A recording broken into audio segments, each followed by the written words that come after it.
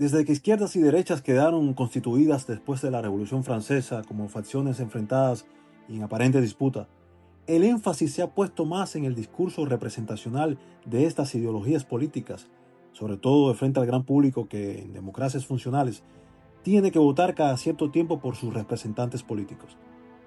Y es aquí donde se hacen más simplificadas estas ideologías políticas para convencer y para lograr acceder al poder mediante el control narrativo y la sobredimensión de su funcionalidad política. El libro que presentamos hoy no examina a derechas e izquierdas críticamente, todo lo contrario. Enfoca su crítica al socialismo y sus perniciosas prácticas económicas y políticas que suelen redundar en el agrandamiento burocrático del Estado, cuando no en la verticalidad autoritaria. Pero lo fundamental de este libro es que nos permite un análisis conceptual mediante un elemento ideológico y estructural que identifica el riesgo de la deriva autoritaria de los gobiernos cuando no son fiscalizados y que podemos aplicar a todas las ideologías políticas modernas indistintamente. Y este es el colectivismo. Camino de servidumbre es un libro escrito y publicado por primera vez en 1944, un año antes de que terminara la Segunda Guerra Mundial, por el economista y filósofo político austriaco Friedrich Hayek. Hayek, discípulo de Ludwig von Mises, que también adelante incluiremos en esta serie, desarrolla el análisis teórico de este libro mientras acontece en Europa la escenificación de los regímenes totalitarios más nocivos y endurecidos de la historia moderna occidental, el nazismo alemán y el comunismo soviético. Los niveles de centralización política, planificación económica y control total de las sociedades en estos regímenes eran desconocidos en la historia de Occidente. Hayek plantea que el colectivismo, entendido como la capacidad del Estado de alinear los intereses colectivos desde la imposición centralizada, y también la planificación central de la economía como herramienta de igualdad forzosa como un elemento estructural, que siendo característico del socialismo y sus distintas formas, también puede introducirse en el liberalismo por necesidad de equilibrio de las formas estatales. De ahí el peligro de no identificar estas nociones más allá de las ideologías en cuestión. Y también de ahí, según el propio Adam Smith, padre del liberalismo económico y citado por Hayek, los gobiernos, para sostenerse, se veían obligados a ser opresores y tiránicos. Aunque Hayek reproduce el error conceptual liberal en la preponderancia de lo individual ante el colectivo, pues una sociedad armónica debería integrar la individualidad dentro de las relaciones colectivas que le dan sentido a la misma en una tensión de construcción de sentido social. Sin duda se establece un examen útil de las desproporciones del colectivismo, desmontando procesos sutiles que terminan garantizando el monopolio del poder estatal, como la no distinción entre libertad política y libertad económica, que el Estado colectivista termina utilizando a su favor para dominar, es decir, confundiendo la actividad económica individual como un efecto marginal sin significación social útil, en tanto se identifica como un egoísmo estructural.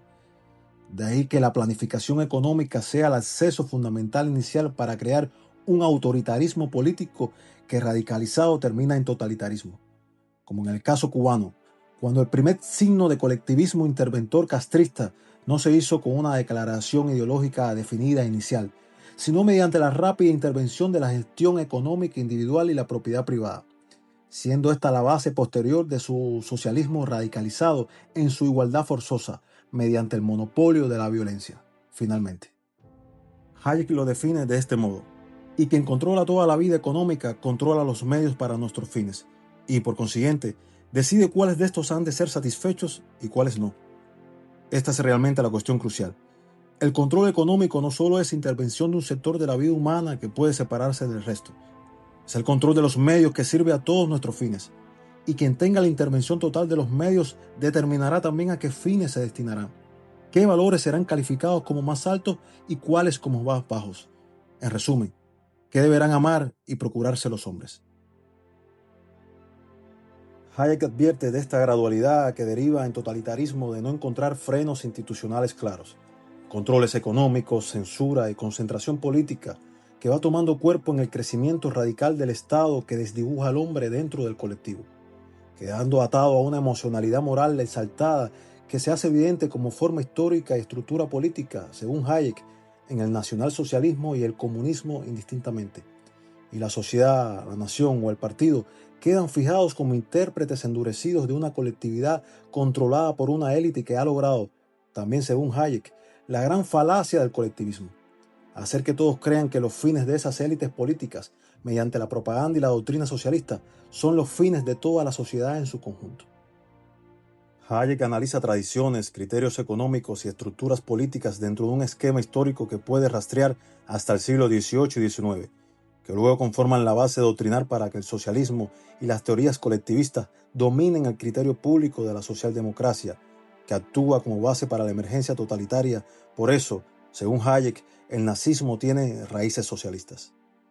Camino de servidumbre, a pesar de las críticas económicas y políticas que ha recibido por un supuesto determinismo ideológico, es sin duda uno de los libros fundamentales para entender la emergencia de regímenes colectivistas que van poco a poco erosionando la libertad y limitando los intercambios voluntarios de las personas dentro de un orden social determinado. Si se aplican sus criterios al caso cubano y el establecimiento del totalitarismo castrista, se cumplen con nitidez su examen estructural. La advertencia de Hayek hecha con este texto sigue vigente. Las sociedades raras vez pierden la libertad de golpe. Normalmente la entregan poco a poco. Es entonces menester de los hombres libres denunciar el colectivismo empobrecedor allí donde pretenda emerger. Más de 80 años después, Camino de servidumbre continúa generando discusión. Hayek nos obliga a preguntarnos: ¿cuánto poder debería tener el Estado? ¿Qué estamos dispuestos a sacrificar por seguridad o igualdad? ¿Y cómo proteger la libertad sin caer en el caos? Estemos o no de acuerdo con sus ideas, este libro sigue siendo una de las defensas más influyentes de la sociedad libre en el siglo XX. Si has llegado hasta aquí y te ha gustado este video, suscríbete, darle like, compártelo y activa la campanita. Tu apoyo es fundamental para difundir el material que hacemos en este canal, que tiene como principal objetivo difundir la verdad y el pensamiento valioso. Muchas gracias.